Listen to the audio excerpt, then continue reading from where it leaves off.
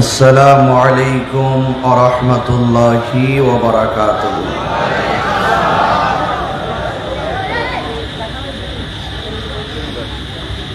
الصلاة والسلام عليك يا رسول الله.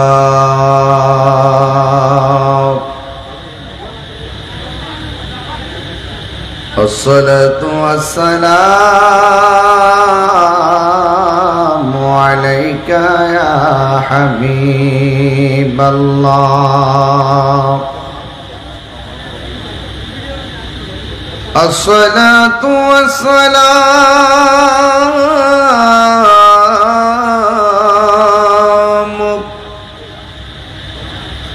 عليك يا شفيع المذنبين. الصلاة والسلام عليك يا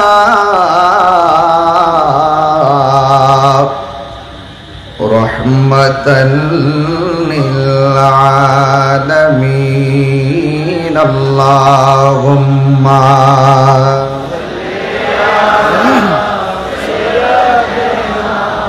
sound একটু তুলে দেন, একটু রাখেন। وعلى آل سيدنا দরদ মাকা কণ্ঠে বলি আল্লাহুম্মা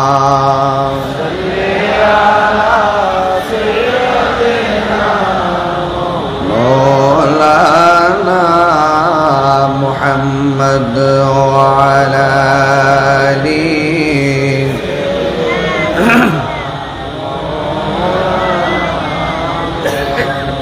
মুআজ্জাজ ওয়া মুকাররম আজিমুশান চট্টগ্রাম চন্দনাইশ উত্তর হাশিমপুর সৈয়দাবাদ গৌসিয়া কমিটি বাংলাদেশ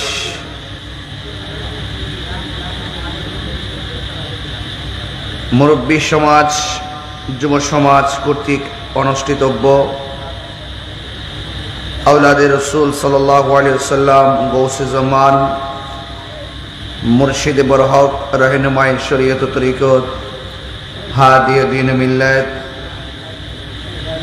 হযরতুল হাজ আল্লামা হাফিজ কারি সৈয়দ মুহাম্মদ তৈয়ব শাহ রহমাতুল্লাহ আলাইহির পবিত্র সালানা উরুস মুবারক উপলক্ষে চতুর্থতম পবিত্র ঈদ মিলাদ নবী সাল্লাল্লাহু আলাইহি ওয়াসাল্লাম মাহফিলের সমাপনী অধিবেশন উদ্বোধক জনাব মোহাম্মদ জামাল উদ্দিন সাহেব,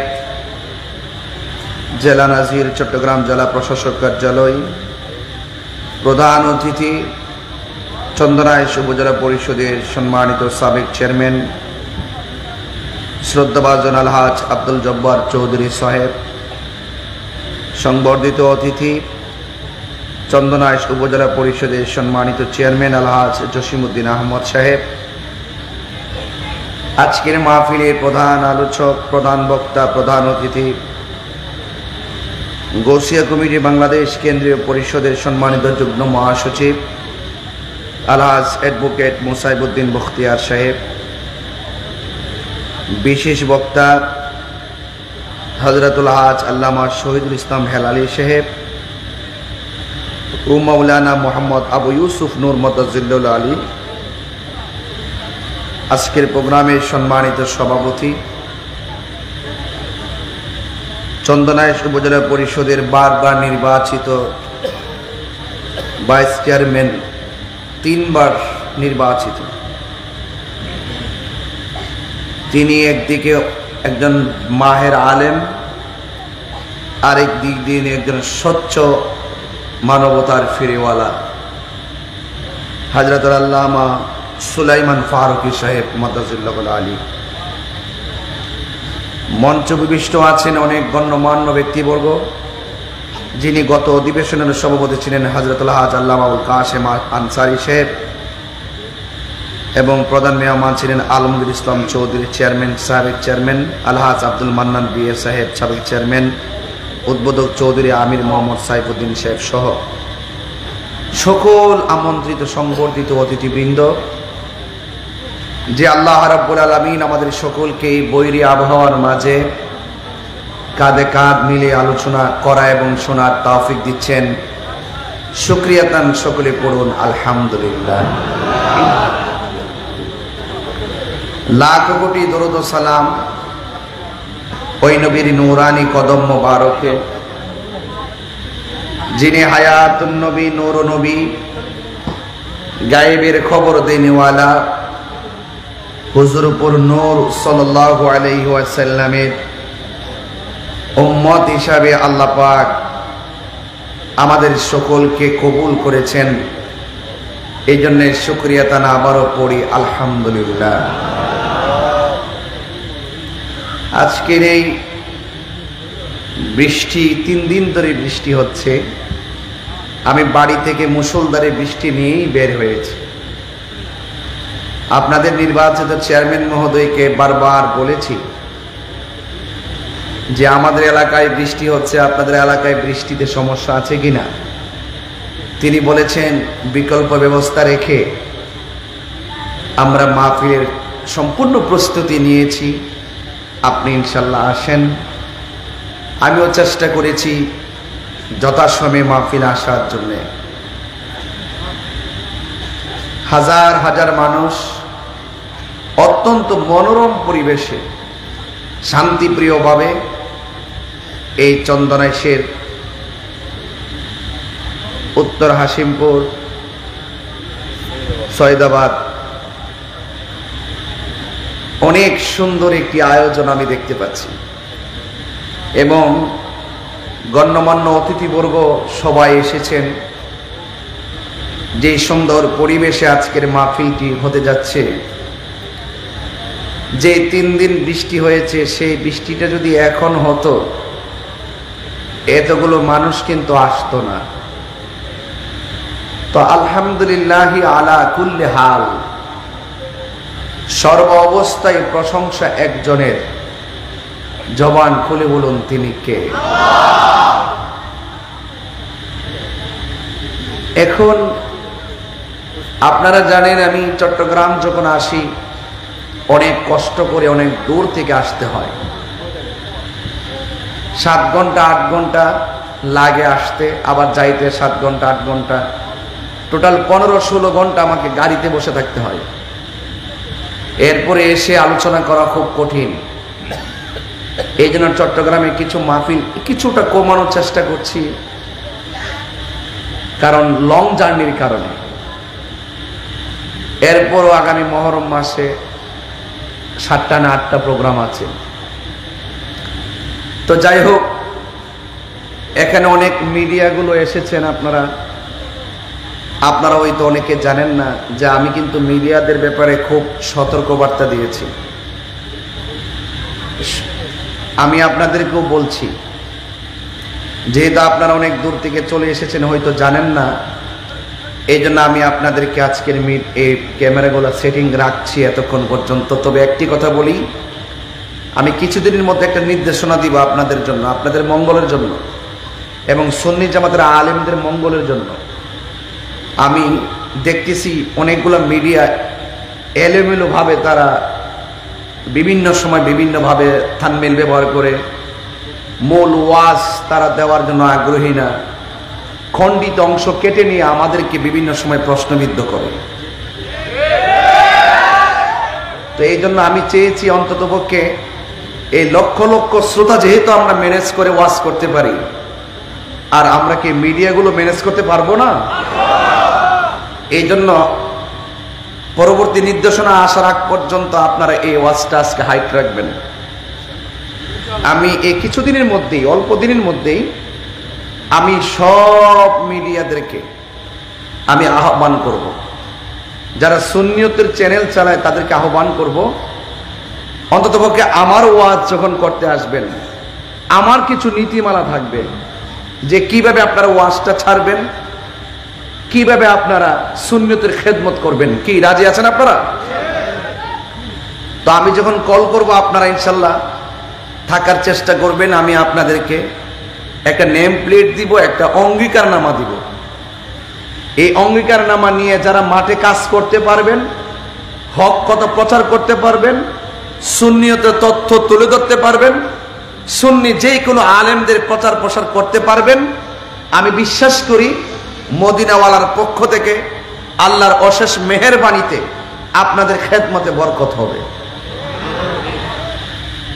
কারণ আপনি একটা ইউটিউবে কিছু ছেড়ে দিয়ে দুনিয়া থেকে বিদায় হয়ে গেলেন, যদি এটা নেগেটিভ হয় মানুষ আপনাকে দোয়ার পরিবর্তে বদদোয়া দিবে। আর আপনি যদি ভালো কিছু রেখে যান অনলাইনে, আপনি চলে গেলেও সেগুলো দেখে দেখে আপনাকে অনেকে দোয়া করবে। কথা বলেন ঠিক কিনা? তো অন্ততপক্ষে আমি আপনাদেরকে একটা দিক নির্দেশনা দিব, কিছুদিনের মধ্যে আমি কল করব, আপনারা অংশগ্রহণ করার চেষ্টা করবেন। এটা হবে মিডিয়া সম্মেলন, অন্য কোনো কিছু হবে না। এখানে অনেক 30 মিনিট আমি কথা বলবো এবং এটা সুন্নি জামাতের জন্য ভালো হবে এবং আপনাদের জন্য অনেক ভালো হবে ইনশাল্লাহ। বলেন চন্দনাইশবাসী, চট্টগ্রামবাসী, আপনারা কি আমার কথায় অসন্তুষ্ট হয়েছেন? অসন্তুষ্ট হয়েছেন? এই অনলাইনের মাধ্যমে শুধুমাত্র বাংলাদেশ নয়, আন্তর্জাতিক ভাবে যারা বিদেশে থাকে তারাও শুয়ে শুয়ে আমাদের কথাগুলো শুনে, তারাও শুয়ে শুয়ে সুন্নি আলেমদের কথা শুনে। আমি চাই ভালো একটা মেসেজ সুন্নি জামাতের মিডিয়াগুলো সারা বিশ্ববাসীকে দিবেন। রাজি আছেন সবাই? একটু হাত তুলে বলুন রাজি আছে কিনা বলেন। সবাই কি রাজি আছেন ইনশাল্লাহ? আল্লাহ যেন কবুল করে, সকলে বলেন আমিন। যাই হোক, আমি খুব বেশি লম্বা করব না, তবে একটুকু বলতে চাই, এই আরবি মাসটার নাম কি? এই মাসের নাম কি? আরবি জিলহজ। এর পরের মাসের নাম কি? কথা বলেন। মুহররম। জিলহজ মাসের শেষ মাস, আরবি 12 মাসের শেষ মাস জিলহজ। জিলহজ মাসের 10 তারিখে উট কুরবানি, মহিষ কুরবানি, গরু কুরবানি। উট যদি হয় 5 বছর, মহিষ এবং গরু যদি হয় 2 বছর, ছাগল কিংবা ভেড়া যদি হয় তাহলে আপনার 1 বছর। এই নীতিমালা অনুযায়ী আমরা জিলহজের 10 তারিখে যার যার তৌফিক অনুযায়ী পশুর গলা থেকে রক্ত প্রবাহের মাধ্যমে আল্লাহকে রাজি খুশি করার জন্য সংগ্রাম করেছি, ঠিক কিনা? এই কুরবানির পশুর গোশত আল্লাহর কাছে পৌঁছে না, কুরবানির পশুর রক্ত আল্লাহর কাছে পৌঁছে না। আল্লাহ রাব্বুল আলামিন বলছেন, লা ইয়ানালাল্লাহু লুহুমুহা ওয়ালা দিমাউহা ওয়ালাকিন ইয়ানালুহুত তাকওয়া মিনকুম। আল্লাহর কাছে পৌঁছে শুধুমাত্র বান্দার তাকওয়া। আল্লাহর হাবিব বলছেন, তোমরা মোটা তাজা দেখে সুন্দর দেখে পশু ক্রয় করো, এই পশুগুলো জাহান্নামের দরজায় দাঁড়িয়ে যাবে তোমাকে জাহান্নামের আগুন থেকে বাঁচানোর জন্য। আর এই পশুগুলো পুলসিরাত পার হওয়ার সময় তোমার বাহন হবে। এই কোরবানির পশুর গায়ে যতটা পশম থাকবে সেই পরিমাণ নেকি আল্লাহ আপনাকে দান করবে। তো আরবি 12 মাসের শেষ মাস জিলহজ। জিলহজের মাসটা সমাপ্ত হয়েছে পশুর গলা থেকে রক্ত প্রবাহের মাধ্যমে। এই রক্তের সাথে সবার নাজাতের সম্পর্ক নেই। যারা কুরবানি করবে শুধুমাত্র তাদের নাজাতের সম্পর্ক। তাহলে বোঝা গেল এই কোরবানি জিলহজ মাসের 10 তারিখের কোরবানি। যারা কোরবানি করবে নেশাব পরিমাণ মালের মালিক হবে, যাদের তৌফিক আছে তারা শুধুমাত্র এই কোরবানি করবে, তারাই সওয়াব পাবে। এই সওয়াবের সম্পর্ক প্রত্যেক ব্যক্তির আলাদা আলাদা। কিন্তু এই মাসের পরে আরেকটা মাস আছে, ওই মাসের নাম হলো মুহররম। সুবহানাল্লাহ বলবেন না? এই মুহররম মাসের 10 তারিখে আবার ইমাম আলী মুকামের গলা মুবারক থেকে রক্ত প্রবাহের মাধ্যমে এই মাসটা শুরু হলো, তাহলে শুরুতেও রক্ত, শেষেও রক্ত, শেষের রক্তের সাথে ব্যক্তিগত সম্পর্ক। আর আরবি 12 মাসের প্রথম মাসের যেই রক্ত, এই রক্ত মুবারকের সঙ্গে আমার নবী পাকের কোটি কোটি উম্মতের নাজাতের সম্পর্ক।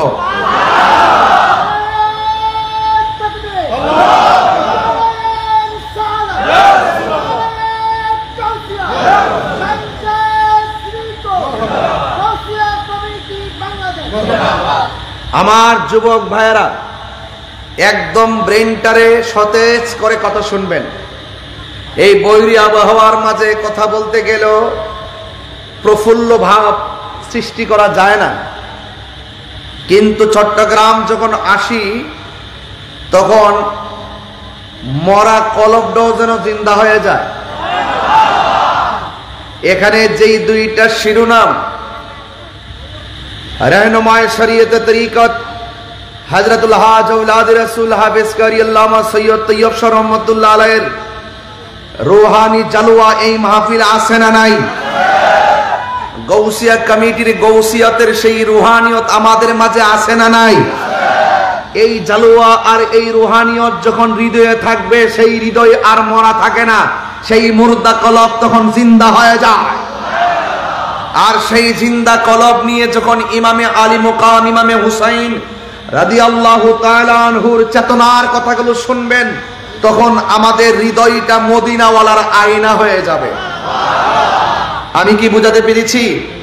এই জন্য খুব মনোযোগের সাথে মাশাআল্লাহ মানুষ কিন্তু চলে আসতেছে, ওয়াজ করার মতো পরিবেশ হয়ে যাচ্ছে। এতক্ষণ মনটা খুব ভাঙ্গা ভাঙ্গা ছিল। এরপরও আমি চট্টগ্রাম আসলে আমি মনে করি অন্যান্য জেলায় গেলে 100 জন মানুষের জালওয়া, আর যখন চট্টগ্রাম আসি মনে করি একের ভিতরে 100 প্রেম লুকায়িত আছে। কথা কর ঠিক না? রাস্তায় রাস্তায় রন্ধ্রে রন্ধ্রে আওলাদ রাসূলের কদম মুবারক আর রুহানি নজরে এমন বরকত চট্টগ্রামবাসী বারাউলিয়ার এই দেশ এবং সায়েন্সের শ্রীকুটির মায়াবী নজর আর রুহানি নজর এমন ভাবে পড়েছে, প্রত্যেকটা ঘরে ঘরে নবীর প্রেমের বাগান হয়ে গেছে। এতে কোনো সন্দেহ আছে? এতে কোনো সন্দেহ আছে? যাদের নাম শুনলে বাতিলের লেজ গুটিয়ে পালিয়ে যায়, সামনে আসার মতন কোনো সাহস নেই। আর আমি তো সেই বাগানের একটা খাদেম। হ্যাঁ, এই জন্য আমি ওয়াজ করতে আসি না। গৌসিয়া কমিটি বাংলাদেশের সেই গৌসিয়তের রুহানিয়ত নিয়ে আমার ব্যাটারিটাকে চার্জ করতে আসছি। এই ব্যাটারি যদি চার্জ হয়, কোটি বাতিল আমাকে কিছুই করতে পারবে না। আপনি দেখেন না যে তাহিরি বাতিলদেরকে কল দিতে হয় না, মিস কল দিলেই পায়জামা আগুন ধরে যায়। কথা বলেন, কল দিতে হয় না, শুধু মিস কল দেই। দেখেন না এক একজন রে গর্তে নিয়ে ঢুকায় দেয়। এটা গায়ের জোরের কারিশমা না, এটা হলো আওলাদের রাসূলদের মায়ার নজর আর নবী পাককে ভালোবাসার ফল। কথা কোন ঠিক না? আর তুই হাত তুলে বলেন ঠিক না?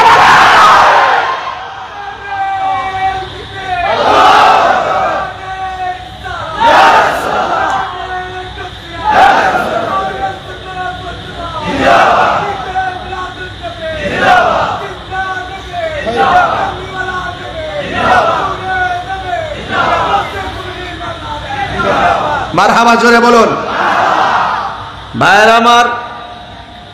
তাহলে আমি বলেছিলাম আরবি 12 মাসের শেষ মাসেও রক্ত। ওয়াজ কি বুঝতেছেন? প্রথম মাসেও তো এই রক্ত, প্রথম মাসে রক্ত মুবারকের সঙ্গে আমাদের নাজাতের ফায়সালা আছে না নাই? আরো জোরে বলুন, আছে না নাই? ভাইয়েরা আমার, ইমামে আলী মুকাম ইমামে হুসাইন রাদিয়াল্লাহু তাআলা আনহুর গায়ের ভিতরে বল্লমের আঘাত। ইমামে হুসাইন রাদিয়াল্লাহু তাআলা আনহুর গায়ে মুবারকের মধ্যে তলোয়ারের আঘাত। ইমামে হুসাইন রাদিয়াল্লাহু তাআলা আনহুর বদন মুবারকে বল্লমের আঘাত। এরপরও তিনি নামাজ পড়েছেন। কথা বলেন, এরপরও তিনি নামাজ পড়েছেন। নামাজটা কেন পড়েছেন? সেই দিন তো ঝাঁকে ঝাঁকে মানুষ উজু করেছে, ওই উজুকারীদের ঘাটে তিনি উজু করে নাই। ওই দিন ফুরাতের পারে অনেক কাফেলার নিয়ে নামাজের জামাত আদায় করেছে, তিনি তাদের পিছনে একতাদা করে নাই। সেদিন আজান হয়েছে, তাদের সেই আজানকে তিনি মূল্যায়ন করে নাই, কারণ এদের মুখে আল্লাহু আকবার তাকবীরের ধ্বনি আছে, কিন্তু হৃদয়ে আহলে বায়তের মহব্বত নাই। তিনি জানতেন তাদের সেই আল্লাহর ধ্বনির কোনো মূল্য নাই। এই জন্য তিনি তাদের পিছনে নামাজ না পড়ে, তাদের সাথে জামাত আদায় না করে তিনি আলাদা নামাজ পড়েছেন। আলাদা নামাজ পড়ে তিনি বুঝিয়ে গিয়েছেন ওদের নামাজ আর আমার নামাজ এক নামাজ নয়। আমার নামাজের ভিতরে আছে আমার নানা জানের মহব্বত, আর তাদের নামাজীদের ভিতরে আছে শুধুমাত্র লোভ লালসা। কথা বলেন ঠিক না বেঠে? তাদের অন্তরে আছে মুনাফিকি। এই মুনাফিক থেকে দূরে থাকা যায়, কিন্তু তাদের কাছে ঈমান দেওয়া যায় না। কথা বলেন ঠিক কিনা? প্রয়োজনে জীবন দেওয়া যায়, কিন্তু ঈমান দেওয়া যায়। ভাইয়ের আমার, খুব ছোট্ট কথাগুলো, এই কথাগুলো হৃদয়ে ধারণ করে সামনে যেন ওয়াজ বুঝবেন। আপনারা জবান খুলে বলুন, আমরা ইমামে আলী মুকাম আহলে বায়তকে মহব্বত করতে চাই কি চাই না?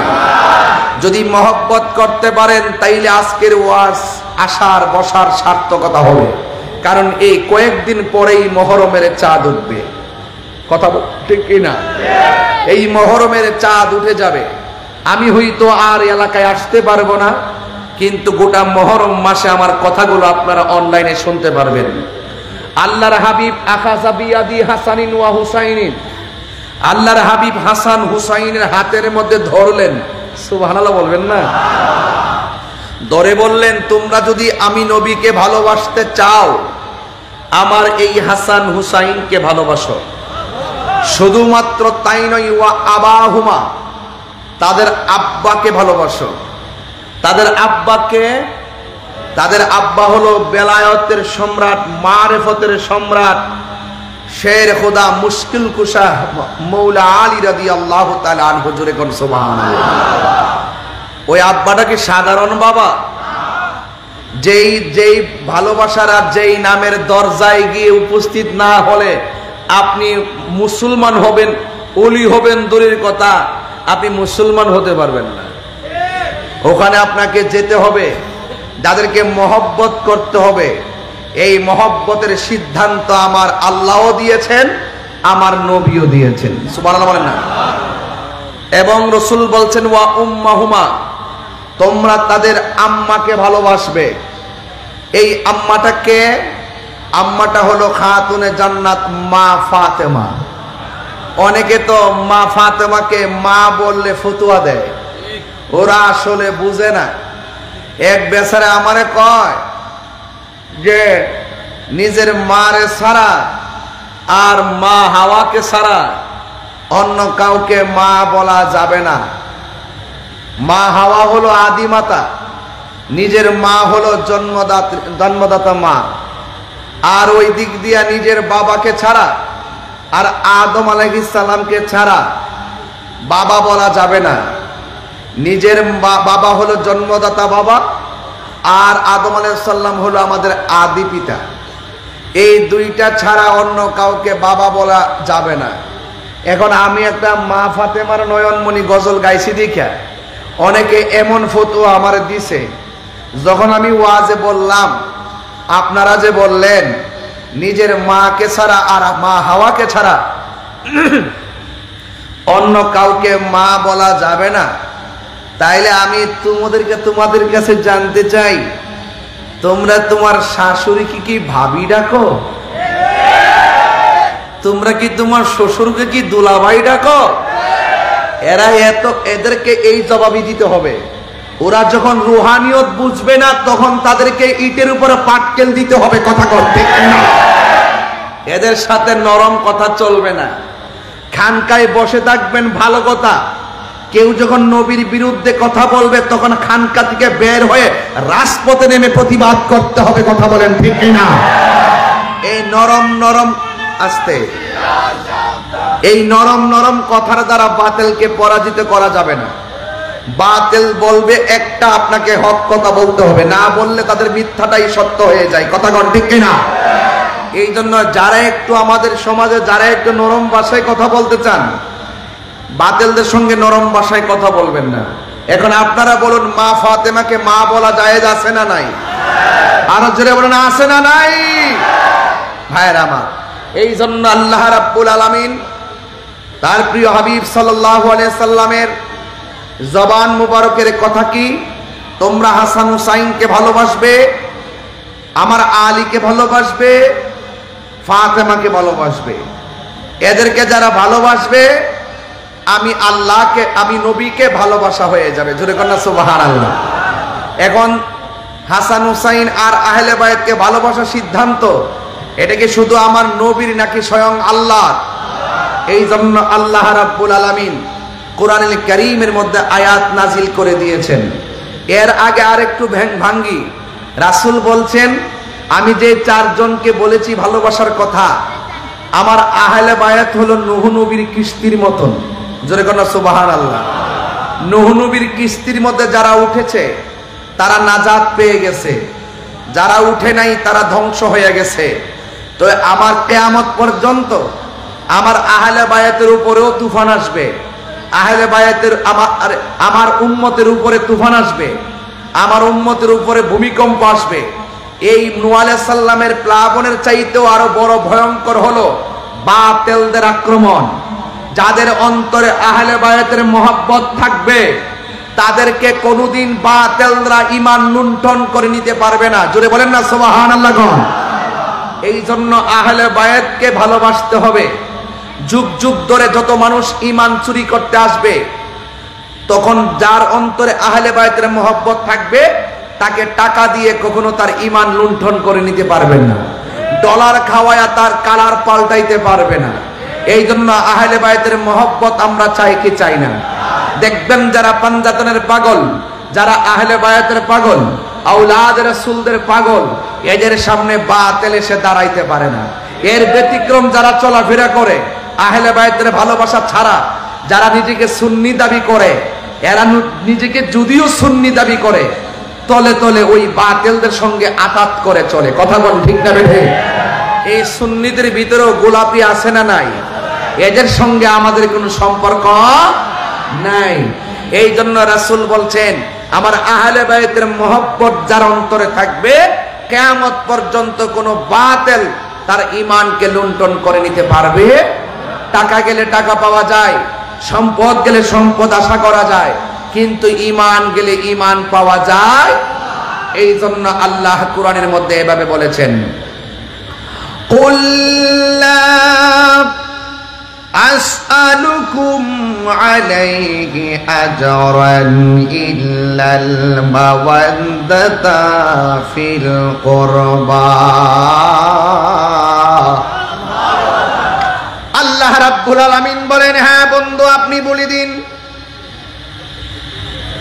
আমার আল্লাহ নবীর জবান মুবারক দিয়া বলাই,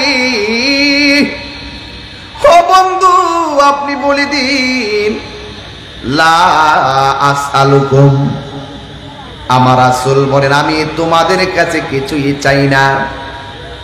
অনেক যুদ্ধের জমিনে আমার দন্ত ভেঙেছে, যুদ্ধের ময়দানে মাথার হেলমেট ভেঙে মাথার ভিতরে কড়া ঢুকে গেছে, রক্ত মুবারক বের হয়ে হয়ে দাড়ি মুবারকের আগায় এসে ছলছল করেছে। তায়েফের জমিনে যুবক যুবক পোলাপান আমাকে পাথর মেরেছে, পাথর মারতে মারতে আমাকে বসায়া ফেলেছে। আমি যুবকদেরকে বলেছি, যুবকের দল তোরা আমাকে এমন ভাবে মারিস না। এরপরেও যুবকরা তাগড়া তাগড়া যুবকের দল এত বড় বড় পাথর নিয়ে আমি নবীকে মেরেছে। আমি যখন আমার মাকে নিয়ে উমরায় গিয়েছি, তায়েফের জমিনে আমি গেছি, আমার নবী পাথর মুবারকের আঘাত খাইয়া যেই পাথরটার মধ্যে হেলান দিয়া বসছে, ওই পাথরটা আমি নিজের চোখে দেখে এসেছি। আল্লাহর কসম, আমি গিয়ে দেখি ওই পাথরের মাঝে আমার নবীজির রক্ত মুবারকের দাগ এখন লেগে আছে।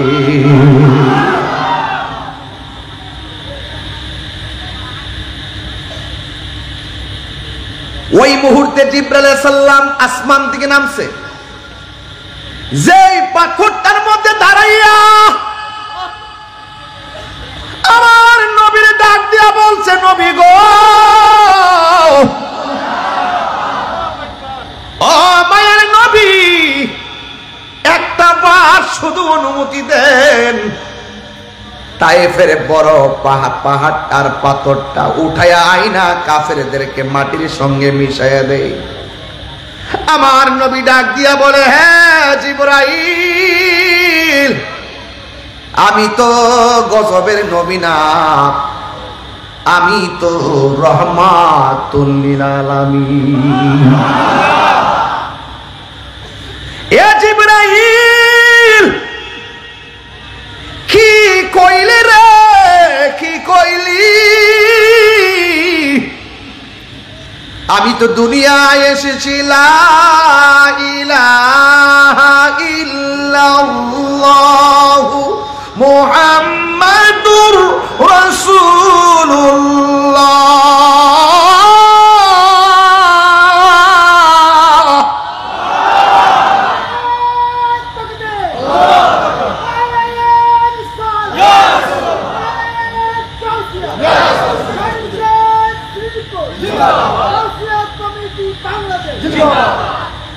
আমার যুবক ভাইয়েরা, তুমি যদি পাথর দিয়া এদেরকে মাইরা ফালাও, আমি কার কাছে কালিমার দাওয়াত দিব?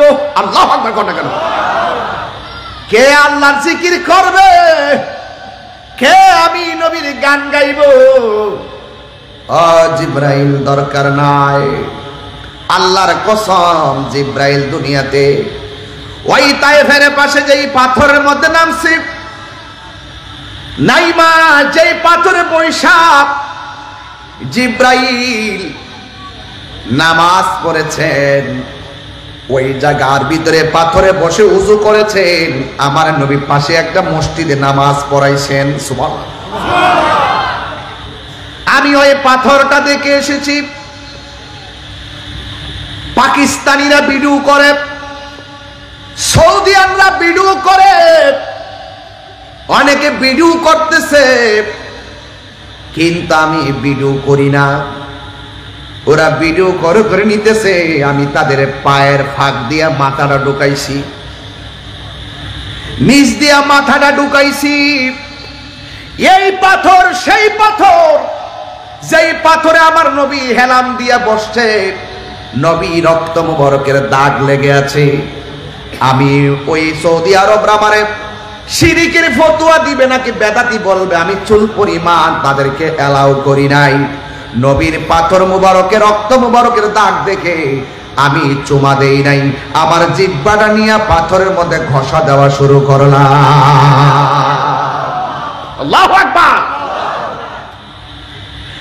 যুবক ভাইরা আমার, এটার পাশে একটা মসজিদ, ওই মসজিদের চতুর্দিকে কার্পেট দেওয়া আছে, সব দিক দিয়া শুকনা, একটা জায়গা দিয়া ভিজা ভিজা।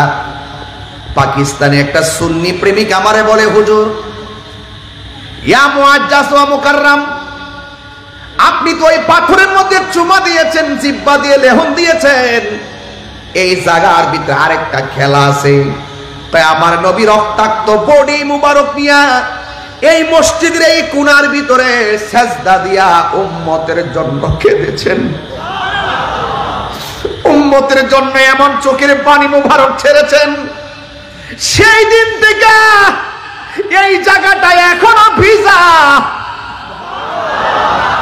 কার্পেটটা তুইলা দেখলাম জায়গাটা ভিজা, আর বালুগুলা লেগে আছে। আমি বাংলার পাগল, সৌদি যায়া পর্যন্ত কাউরে ডরাই নাই। ওই বালুর ভিতরে জিহ্বাটা লাগাইয়া লেহুম দিয়া দিয়া আমি খাইতে শুরু করলাম। আর ওই ভিজা জায়গাটা হাত দিয়া মেসেজ কইরা আমার গলার মধ্যে মেসেজ করলাম, চেহারার মধ্যে মেসেজ করলাম। আল্লাহর কসম করে বলি, ওই দিন আমার নাকের ভিতরে এমন গ্রান লেগেছে, আমার জিন্দেগিতেও এমন সুন্দর গ্রান নাকে লাগে না। লাস আলুকুম আলাইহি আজরান ইল্লাল মাওয়াদ্দাতা ফিল কুরবা।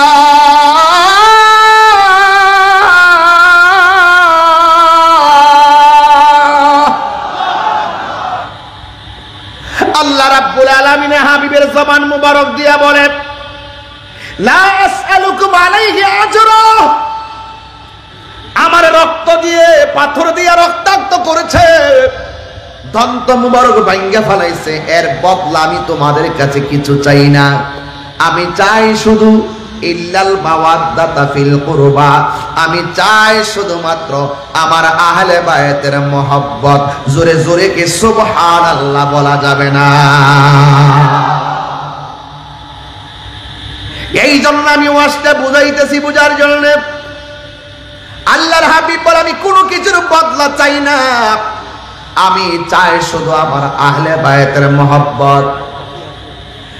এক যুবকের দল আল্লাহর হাবিব সাল্লাল্লাহু আলাইহি ওয়াসাল্লাম মসজিদের মধ্যে বসে আছে। জিবরাইল আলাইহিস সালাম আল্লাহর হাবিবের কাছে মসজিদে আসলেন। আয়েশা ডাক দিয়া কই, ইয়া রাসূলুল্লাহ, ইয়া হাবিবাল্লাহ, স্বয়ং আল্লাহ রাব্বুল আলামিন আপনাকে সালাম দিয়েছে। আজকে আমি আপনি সালাম দিলে অনেকের বেদাতের ফতোয়ায় কারি কারি ফেসবুক গরম হয়ে যায়, অথচ আমার নবীরে সালাম দিয়েছেন কে? আর বড় করে বলেন কে? আমার আল্লাহ নবীরে সালাম দিয়েছেন। নবীরে সালাম দিয়া কই, ইয়া রাসূলুল্লাহ, নবী গো, আল্লাহ আমারে একটা কথা বলেছেন। কয় কি? কয় আল্লাহ বলেছেন আসমানের মাঝে একটা ছেলের সঙ্গে একটা মেয়ের বিয়ে হয়েছিল, এই বিয়েটা দুনিয়াতে দেওয়ার সময় হয়ে গেছে। নবী পাকের কাছে জিবরাইল আলাইহিস সালাম এই কথা বলে গেছে। আর হযরত আনাস ইবনে মালিক রাদিয়াল্লাহু তাআলা আনহু থেকে বর্ণিত, তিনি বলেন, একদিন আমরা মসজিদের ভিতরে বসেছিলাম, আর আমার নবী হযরতে আলী রাদিয়াল্লাহু তাআলা আনহুকে উদ্দেশ্য করে বললেন, হে আলী, জিবরাইল আলাইহিস সালাম আমার কাছে আসছে। আয়েশা বলছে, একটা ছেলের সঙ্গে একটা মেয়ের বিয়া আসমানের মধ্যে আল্লাহ পড়াইছে। সুবহানাল্লাহ কইতেন না? এবার মারিফতের সম্রাট হযরতে আলী রাদিয়াল্লাহু তাআলা আনহু বলে, ইয়া রাসূলুল্লাহ, নবী গো, ও মায়ার নবীজি, কোন ছেলের সঙ্গে কোন মেয়ের বিয়ে হয়েছে? আমার নবী ডাক দিয়া বলে, ওই ছেলেটার নাম হলো হযরতে আলী। আরো জোরে কর না সুবহানাল্লাহ, কর না। কষ্ট হচ্ছে আপনাদের? আমি মহরমের চাঁদ সামনে, আর এছাড়া কোন সময় বলবো? এই জন্য আমি সমন্বয় রেখে কথাগুলো বলছি। যাদের সাথে সমন্বয় রেখে আপনাদের কি কষ্ট হবে? আপনাদের কষ্ট হবে না, কিন্তু ইয়াজিদ পন্থী যারা, তাদের একটু কষ্ট হবে। আরে হাত তুলে কোন ঠিক কিনা বলেন? আমরা কি ইয়াজিদি মুসলমান না হুসাইনি মুসলমান? মুখে দাড়ি হলেই মুমিন হয় না, মাথায় পাগড়ি পরলেই মুমিন হয় না। মুমিন হতে গেলে প্রেম থাকতে হয়, আহলে বায়তের মহব্বত থাকতে হয়। কথা বলেন ঠিক কিনা?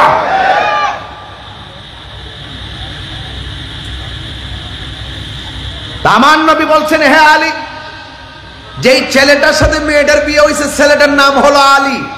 সুবহানাল্লাহ। এখন আলী রাদিয়াল্লাহু তাআলা জিগায়, নবী গো, মেয়েটার নাম কি?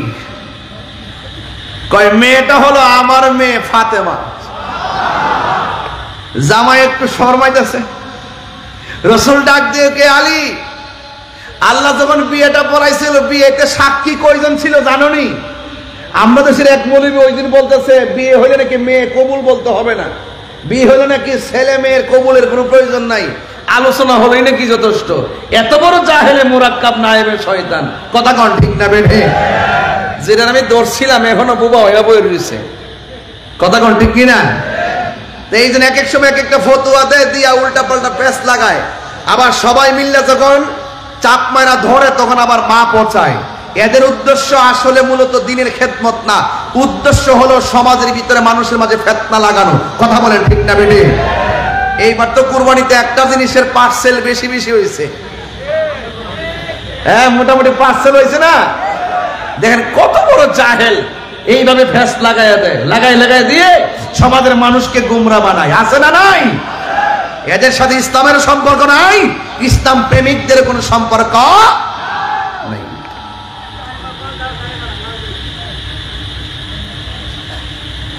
বুঝলাম না মানুষ এখন কই থেকে আসতেছে নাকি? মাশাআল্লাহ, মাঠ খানায় কেনা হয়ে যাচ্ছে, আলহামদুলিল্লাহ। এই যে আমার দিকে তাকান, আমার দিকে তাকান, আমি আসি, আমি যাইনি তো, আমি আসি। খুব বেশি লম্বা করব, এবার একটু দেখি কতটুকু যেতে পারি। বলেন আমরা কি হুসাইনি নাকি এজিদি? হুসাইনিদের আওয়াজ তো আরো বড় হবে, তিনবার বলেন, তিনবার বলেন। সন্দেহ আছে? আল্লাহ যেন আমাদের মৃত্যুর আগ পর্যন্ত হুসাইনি কাফেলাই কবুল করে, আমিন বলেন। এখন মৌলা আলী রাদিয়াল্লাহু তাআলা আনহুকে নবীজি জিজ্ঞাসা করে, হে আলী, ওই বিয়ের মধ্যে আল্লাহ কয়জনকে সাক্ষী রাখছে জানো? সাহাবাদের একটা অভ্যাস ছিল, সবসময় বলতেন আল্লাহ এবং তার রাসূলই ভালো জানে, কারণ সাহাবীরা এটা জানতো যে আমার রাসূলও জানেন, কারণ নবী শব্দের অর্থই তো গায়েবের খবর দেনেওয়ালা। আমার নবী দেখার ক্ষমতা আছে না নাই? আমার নবী আপনাদেরও চিনে কি চিনে না? আপনাদের বাপের চিনি কি চিনে না? আপনাদের দাদাকে চিনি কি চিনে না? কিয়ামত পর্যন্ত চিনবে কি চিনবে না? এই জন্যই তো আল্লাহ বলেন, ইয়া আইয়ুহান নাবিয়্যু ইন্না আরসালনাকা শাহিদাও ওয়া মুবাশশিরাও ওয়া নাযীরা। চিৎকার বের করে আল্লাহু আকবার। সন্দেহ আছে? নাই। রাসূল জিজ্ঞেস করে, আলী তুমি জানো ওই বিয়েতে সাক্ষী কয়জন ছিল? কয় নবী গো, আল্লাহ এবং তার রাসূলই ভালো জানে। রাসূল বলেন ওই বিয়ের মধ্যে আল্লাহ পাক একজন না দুইজন না 40,000 ফেরেশতাকে সাক্ষী রাখছে। কয় হাজার? 40,000 ফেরেশতারা সাক্ষী শুধু রাখে নাই, সাথে সাথে তোবা নামক একটা গাছ আছে, ওই গাছকে আল্লাহ অর্ডার করলেন, এ গাছের পাতা ইয়াকুত পাথর দিয়ে সেজে যাও। ইয়াকুত পাথর দিয়ে সাজার পরে আল্লাহ বলতেছেন, হে ইয়াকুত পাথরের নির্মিত এই তোবা নামক গাছের পাতা একটা বাতাসের জলকানি দাও। যেই মাত্র বাতাসের জলকানি দিয়েছে, সাথে সাথে পাতা থেকে ওই ইয়াকুত পাথরগুলো, খুব দামি পাথর, স্বর্ণের আংটি কি এর চাইতে কোটি গুণ দামি, ওই পাথরের জলকানি দেওয়ার পরে পাথর নিচে পড়ে গেছে। তখন ওই পাথরগুলো যখন নিচে পড়েছে, ঠিক এই রকম বর্তন নিয়ে এক শ্রেণীর ডাগর ডাগর হুরুল ইন, ডাগর ডাগর চোখ বিশিষ্ট হুর আইসা হাজির হয়ে গেছে এই রকম বর্তন নিয়ে। তারা কি করেছে, ওই ইয়াকুত পাথরগুলো বর্তনের মধ্যে উঠাইছে। ওই কোটি কোটি হুর আইসা, যাদেরকে কেউ দেখে না, যাদেরকে কেউ টাচ করে না, এত সুন্দর হুর, যাদের গায়ের মধ্যে 70 রঙের জামা, 70টা রঙের জামা বেদ করে তাদের সৌন্দর্য দেখা যায়, এমন ডাগর ডাগর চোখ বিশিষ্ট হুর এসে এই বর্তনের ভিতরে ইয়াকুত পাথরগুলো তুলতে শুরু করলো। তুলে তুলে তুলে তুলে মা ফাতেমা আর মৌলা আলী রাদিয়াল্লাহু আনহু বিয়ের মধ্যে সালামি দেওয়া শুরু করেছে। আমরা দেশে সালামি দেন না ভাই সাহেব? এই সালামি দিয়া অনেক বিয়েতে যায় উপটোকন নিয়ে, তারা উপহার, এটা কি বলে উপহার, এই উপহার দেওয়া শুরু করেছে। এরা ওই দিনও দিয়েছে। ওই বিয়ে যখন হয়েছিল ফিল মালাইল আলা, ঊর্ধ্বাকাশে বিয়ে হওয়ার সময় তারা যে দেওয়া শুরু করেছে, গত বছরও দিয়েছে, আজকেও দিয়েছে, কালকেও দিবে, পরশুদিনও দিবে। এরা কিয়ামত পর্যন্ত মা ফাতেমা আর মৌলা আলীর বিয়ে উপলক্ষে তারা এই সালামিগুলো উপঢৌকন হিসেবে বকশিশ দিতেই থাকবে। এই জন্য মৌলা আলী রাদিয়াল্লাহু তাআলা আনহু আহলে বায়াতের মহব্বত কিয়ামত পর্যন্ত চলবে। কথা বলেন ঠিক না বেঠে? আরো বড় করে কোন ঠিক কিনা বলেন? এই জন্য এই আহলে বায়াতের সম্মান কি কম? মৌলা আলী রাদিয়াল্লাহু তাআলার ব্যাপারে আমার রাসূল বলেছেন, আনা মাদিনাতুল ইলমে ওয়া আলীউন বাবুহা, আমি নবী হলাম ইলমের শহর, আমার আলী হলো সেই শহরের দরজা। রাসূল বলছেন, মান আহাব্বা আলিয়ান ফাকাদ আহাব্বানি ওয়া মান আহাব্বানি ফাকাদ আহাব্বাল্লাহ, যেই ব্যক্তি আমার আলীকে ভালোবাসলো সে যেন আমি নবীরে ভালোবাসলো, যেই ব্যক্তি আমি নবীরে ভালোবাসলো সে যেন আমার আল্লাহকে ভালোবাসলো। জোরে কন্যা সুবহানাল্লাহ। তাইলে সেই মৌলা আলীকে ভালোবাসা ইমানের দাবি। কথা বলেন ঠিক কিনা? সবাই মহব্বতে বলেন আল্লাহুম্মা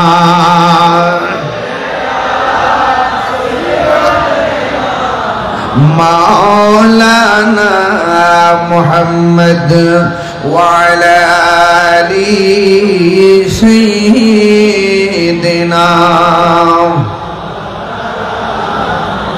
একটা জবানও বন্ধ রাখবেন না, মহব্বতে মায়ার সুরে বলুন সুবহানাল্লাহ। আমার যুবক ভাইরা, এই চারজনের কথা কেন বলেছি? এই চারজনকে ভালোবাসার কথা কেন বলেছি? জান্নাতের মধ্যে যায়া দেখবেন ইমাম হুসাইন জান্নাতের চাবি নিয়ে গেটের মধ্যে দাঁড়ায় রয়েছে। মৌলা আলীর কথা বললাম, যায়া দেখবেন জান্নাতের গেটে মৌলা আলী রাদিয়াল্লাহু তাআলা আনহু চাবি নিয়ে দাঁড়িয়ে আছে। চারজন জান্নাতের গেটে কোটি কোটি নারী সমাজের সরদারিনী খাতুনে জান্নাত মা ফাতেমা যোহরা রাদিয়াল্লাহু তাআলা আনহু জান্নাতের গেটের মধ্যে দাঁড়ায়া থাকবে। তারা হলো জান্নাতের গেটে দাঁড়ানো, আর আমার নবী হলো জান্নাতের মালিক। এদেরকে ভালোবাসা ছাড়া ইমানদার হওয়া যাবে না। কথা বলেন ঠিক কিনা? এই জন্য আমার যুবক ভাইরা, ওই ফুরাতের নদীর মধ্যে জোয়ার উঠে গেল। এমন একটা জোয়ার নেমেছে যে জোয়ারের কারণে তীরে পানি ভরপুর হয়ে গেছে। তীরের পাড়ের মধ্যে অনেকগুলো বাড়ি, ওই বাড়িগুলো লন্ডভন্ড হয়ে গেছে। এই চন্দনাইশের ভিতরেও তো গত বছর বন্যা ছিল। কথা বলেন ঠিক কিনা? এই এলাকাগুলো পানিতে ভরপুর ছিল। এই জন্য যুবক, এমন একটা বন্যা শুরু হয়ে গেছে। ফুরাতের প্রান্তরে পানি, ফুরাতের পারে পানি, ফুরাতের বাড়ি ঘরে পানি, চতুর্পাশে পানি। পানি যখন হয়ে যায় মানুষ বিপদের মধ্যে পড়ে যায়। এই জন্য ফুরাতের প্রান্তরে বাড়ি ঘরের মানুষগুলো মনে মনে কল্পনা করে, এই মুহূর্তে আমরা কোথায় যাব? একজনের কাছে যেতে হবে যার নামের শুরুতে হলো মুশকিল কুশা, যার নাম হলো হযরতে মুশকিল কুশা মৌলা আলী। জোরে জোরে কি সুবহানাল্লাহ বলা যাবে না? ওই মুশকিল কুশা হযরতে আলী রাদিয়াল্লাহু তাআলা আনহুর কাছে গেল, যায়া ডাক দিয়া কয়, আ মুশকিল কুশা শের খোদা মৌলা আলী গো, আমাদের ফুরাতের প্রান্তরে নদীর বন্যা উঠে গেছে। হঠাৎ করে পানি বেড়ে গেছে। ওই নদীর উপরে পানি, বাড়ি ঘরের মধ্যে পানি। এই পানির কারণে আমাদের জীবনগুলা বড় খারাপ হয়ে গেছে, চলাফেরার মান দুর্বিষহ হয়ে গেছে, আমরা চলতে পারি না। আমরা আপনার কাছে এসেছি, মেহেরবানি করে আমাদের মন বলতেছে আপনি যদি একটু দোয়া করেন তাইলে আমাদের বন্যা চলে যাবে। কারণ ওনার নাম হলো মুশকিল কুশা। ওই মৌলা আলী রাদিয়াল্লাহু তাআলা আনহু ডাক দিয়ে বলে, পানি কেমন হয়েছে? কয়ে বাড়ি ঘর লন্ডভন্ড হয়ে গেছে। এবার মৌলা আলী রাদিয়াল্লাহু তাআলা আনহু গায়ের মধ্যে একটা জুব্বা লাগাইয়া, হাতের মধ্যে একটা লাঠি মুবারক লইয়া যেই মাত্র ঘোড়ার উপরে উঠেছে, হাসান হুসাইন ডাক দিয়ে কয়ে, বাবা আপনি কোথায় যান? মাওলা আলী রাদিয়াল্লাহু তাআলা আনহু বলেন, ফুরাতের প্রান্তরে পানি, এই পানির কারণে মানুষ বড় কষ্টে আছে। দেখছেন নি আহলে বায়াত থেকে আমরা মানবতা শিখলাম। তিনি বন্যার কথা শুনে দৌড়াইয়া ফুরাতের প্রান্তরে রওনা হয়ে গেছে। শুধুমাত্র তাই নয়, আমরা যখন ফেসবুকের পাতায় দেখেছি সাতকানিয়া লোহাগাড়া চন্দনাইশের মানুষ পানিবন্দী, তাওফিক অনুযায়ী দৌড়াইয়া আপনাদের কষ্টের ভাগ নিতে এসেছিলাম। কথা কোন ঠিক কিনা? আমার মাওলা আলী রাদিয়াল্লাহু তাআলা আনহু, যারা আহলে বায়াতের প্রেমিক তারা বড় মানবিক হয়, যারা আহলে বায়াতের পাগল তারা বড় মানবিক যোদ্ধা হয়।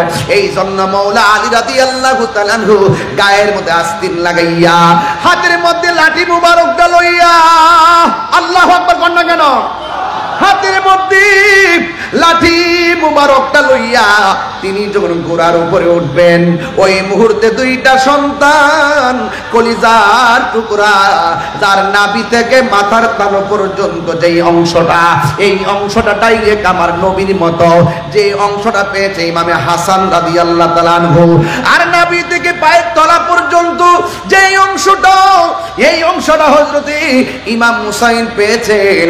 এমন ভাবে পাইয়া তখন তিনি যেই মাত্র রওনা দিয়েছে, যেমন বাপ তেমন পোলা, ওই হুসাইন ডাক দিয়া কয়, বাবা মানুষের বিপদে আপনি শুধু একা যাবেন হতে পারে না, আমরা আপনার সন্তান, আমাদেরকে নিয়ে আপনি সেখানে চলে যান।